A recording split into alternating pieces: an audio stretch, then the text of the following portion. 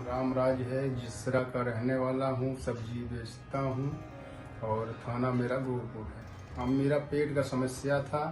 अब मैं आयुर्वेदिकपुरम में आया, मुझे काफ़ी ज़्यादा अच्छा लगा, आराम लगा। हर आदमी से यही कहना चाहता हूँ कि दर दर भटकिए ना, आप आके यहाँ पर इलाज कराइए। आपको 100 में 100% सही इलाज होगा। कोई घूस न कमीशन कुछ आपका यहाँ नहीं लगेगा। दवाई बहुत अच्छी होगी, मेरा यही आपसे निवेदन है। जो आदमी गरीब है, जो जैसे सब्जी बेच रहा है, जैसे फुल्की चाट बेच रहा है, हर चीज़ की उसके पास व्यवस्था नहीं है, तो यहाँ पे आके इलाज कराए। आपका अच्छा इलाज होगा और आपका परफेक्ट इलाज होगा। इसलिए मैं आपसे कह रहा हूँ कि आप आइए यहाँ इलाज कराइए। धन्यवाद।